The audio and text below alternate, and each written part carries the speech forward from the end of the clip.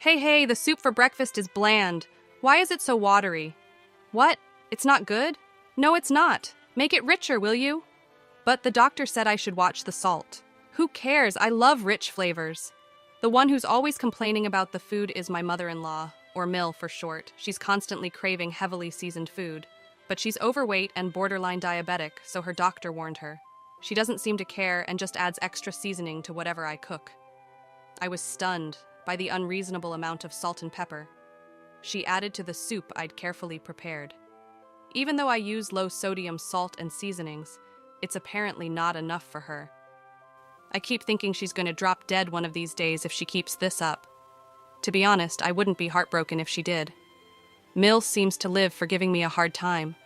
All she does is complain and act spiteful towards me. I'm Alice, 29, working while also being a housewife. I've been married to my husband for 3 years, but we don't have any kids. The issue is my infertility, and Mill never lets me forget it. You're worthless as a woman if you can't have children. You're defective. Wow. You should be grateful just to be kept in this house. You're right. I'm defective because we've tried so many times, and I can't have kids. Talk about drawing a bad hand, huh? Ha ha ha. How could you say such a thing? Well, because a woman who can't have kids is finished. You're right, Mom. My husband laughed and agreed that I'm defective. I want a baby so badly. I've been going to the obstetrician while working, but nothing's working. It's physically and emotionally draining, so I've decided to stop the treatment. It also costs a lot, making it tough to continue for years on end. My husband used to say that spending money on fertility treatments was a waste, yet he pressured me to get pregnant quickly. What's the use of pressuring me? I can't get pregnant if it's not happening, I thought. After stopping the treatments, I considered the idea of living happily ever after, just the two of us. But my mother-in-law hadn't given up on having a grandchild. To taunt me, she even bought diapers and showed them off. Look, I bought diapers. Excuse me? You'll need them eventually, ha ha ha. Aren't those a bit small for you to wear, Mill? Ha ha ha. Hey, these are for a baby. Can't you see that? Well, I wouldn't know. I'm the defective, faulty woman who can't have children. Ha ha ha. That's enough. Angry, my mother-in-law stormed off to her room. Thank God, I thought, already exhausted from work and not in the mood to deal with her snide comments any longer. She must really have nothing better to do than to make my life miserable. We had moved in with my in-laws after my father-in-law passed away a year ago. My mother-in-law was devastated then. Around the same time, she was warned by her doctor about her risk of diabetes. That's why we moved in. My husband wanted to be there for his mom. But despite her diabetes, she's fine. As long as she takes her medication and eats properly, there's nothing to worry about. Well, considering she neglects her meds and eats whatever she wants, her condition will probably get worse sooner or later. Even if that's the case, I really don't want to be the one to take care of my Mill. I'm still working and super busy. Taking care of in-laws in my 20s? No, thank you. The next day was my day off, so I was doing house chores. My mother-in-law, who usually just lounges around, eating snacks on the sofa, suddenly stood up and walked into my room. I didn't want her in there, but my hands were full, so I just let it be. I cleaned your room for you. Ha ha ha. Oh, thank you. I sense something fishy here. I should switch rooms with my husband. You know, if you leave in such a messy room, you'll get bugs. Ha ha ha. But it suits you, ha ha. Uh-huh. Go on, enjoy your clean room. Sure, thanks. My mother-in-law seemed to think I was grateful, which made her behavior even more suspicious. I had a feeling she was up to no good. That night, I decided to sleep in my husband's room. He's been away on business since yesterday, so he won't know. Even if he finds out, I knew he wouldn't get mad, so I made my choice. I work as a nurse with irregular hours, so we have separate bedrooms. Part of it is that our relationship has cooled off, but mostly it's because I don't want to disturb him when I work night shifts. I waited until Mill went to her room and then went to my husband's room. All right, mother-in-law is in her room. Time for me to sleep too. And so I slept there for 2 days. My mother-in-law seemed suspicious because I looked too cheerful. She started asking weird questions. Don't you feel any pain or anything? Huh, what do you mean? Oh, never mind. Was there something you were suspecting? Avoiding eye contact, my mother-in-law ate her meal alone. I had the night shift that day, so I planned to relax at home before heading to work. Taking it easy isn't an option for me, since my Mill never lifts a finger around the house. She loves bossing me around, all while lounging on the couch, snacking, and reading Japanese comics aimed at women. She's probably reading and scheming what she can do next to make her annoying and bratty daughter-in-law cry. I saw the cover of her comic. It was sloppily translated into English as Epic Mother and Daughter-in-Law Swamp Battle. Couldn't help but roll my eyes at her choice of reading. Eventually, my husband got back from his business trip, but it was already 10 p.m. Ugh, I'm exhausted. I'm hopping in the bath. Sure, I'll heat it up for you. Have a beer in the meantime. Thanks, I will. Wait, it's not safe to drink alcohol before a bath. Fine, I'll go for a non-alcoholic beer then. He reluctantly drank a non-alcoholic beer because I warned him about the risks of mixing booze and hot water. You'd think he'd know better. Even saunas have signs warning against entering if you're drunk. But no, common sense isn't so common for him or my mother-in-law. After that, my husband took his bath and sang loudly. We live in a single-family home, but singing at this hour, our neighbors won't be pleased. La la la la la.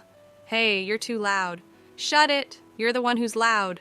I warned you quietly, so stop singing already. My Mill came into the bathroom area to chime in. Watkin is just trying to have a good time singing. What's the problem? What? You really don't know how to treat your husband, do you? Always so inconsiderate and full of complaints. Hey, I'm not the one constantly complaining, Mill. Ha ha ha.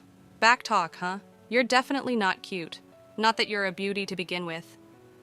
That's fine by me. I'm probably a knockout beauty in some other country. No worries. Ha ha ha. After that, my husband got out of the bath and started drinking. It was already 10:30 p.m., and I needed to leave for the hospital where I work. Even though it's nearby, there's a lot to do, so I need to leave early. Oh, by the way, I've been sleeping in your room. Would you mind sleeping in mine tonight? My clothes are everywhere. Sorry. Sure. Doesn't matter to me. All right, I'm off then. Take care. I told my husband quietly, so Mill wouldn't hear. As I was about to grab my bag and leave, I heard my husband's loud groan. Ah! Ah! What? What the? Watkin? He was curled up on the floor, clutching his leg and moaning. He looked to be in a lot of pain. Mill's face went pale, and she started to panic. What's going on? Speak! He couldn't say a word. No matter what I asked, there was no response. I thought I needed to do something, but then I noticed something strange. The floor was unusually slippery. I was wearing socks, but it was so slippery that I felt like I could fall. What the heck is this? Ah! Watkin! Mill, what on earth did you do? I didn't do anything! It's not my fault! Blaming my Mill right now wouldn't solve anything, so I immediately called an ambulance. My husband was taken straight to our hospital, and work was the last thing on my mind. He kept clutching his leg even after we arrived, visibly sweating in pain. You could tell it was serious. Ow, it hurts. So bad. Watkin, hang in there. Please, help me. Thankfully, a doctor was able to examine him, and it seemed like he felt a bit relieved. His leg was indeed broken, just as we suspected. He probably twisted his ankle the moment he slipped on that slick floor. It was a 5th metatarsal fracture, so it all added up. His foot was visibly swollen. Typically, people fracture this bone by tripping or putting all their weight on it. Speaking from experience, I twisted my ankle falling downstairs years ago. I heard a loud snap, and the pain was unbearable. I was also diagnosed with a 5th metatarsal fracture. I was lost in music while walking down the stairs, so it was quite embarrassing. I even lied to my close friends about it. Since his fracture didn't require hospitalization, my husband could come home. I was scheduled for a night shift, but my nursing supervisor insisted that I should take the night off. It's not a life or death situation, but I guess she was genuinely concerned. I survived, but now I've got a fever. Well, you broke your leg. Of course you'd get a fever. But why was the floor so slippery? Why don't we ask Mill about that, huh? Haha. Hey, what did you do to the floor in the room? Well, the floor was all slippery. That's why I slipped and fell. I could have seriously broken my leg. Well, that room is for my daughter-in-law, so I greased the floor. What? I was hoping my daughter-in-law would slip, so I put a lot of grease on the floor. I never expected you to go in there and slip. Ah. Unbelievable. Turns out my mother-in-law intentionally greased the floor to make me fall. She had claimed to have cleaned the room, but her actual intention was to put me in harm's way. I'm furious. If I had entered that room, I might have broken my leg. No, breaking a leg would be the least of my worries. Hitting my head could have been fatal. My Mill is practically a criminal for doing something this dangerous. You're despicable. You're not even family to me anymore. I got seriously hurt because of you. I'm going to the police. Wait a minute. I didn't directly cause any harm, did I? Your wife is the one to blame. What? She told you to enter her room, didn't she? So this is all her fault. Shut up. That's not the point. You're getting arrested. My husband was furiously dialing the police. My mill tried to snatch the phone away, but couldn't overpower him. Even with a broken leg, my husband was still stronger. He was desperately holding on to his phone, speaking to the police.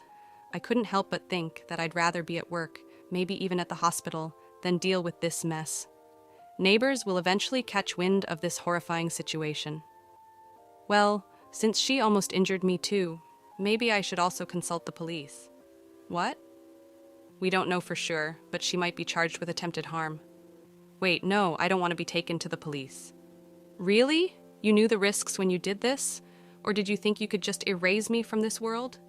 Well, I did think it would be better if you just disappeared. Wow, you're the worst. Your mindset is criminal. Personally, I wish you'd just stay in jail forever.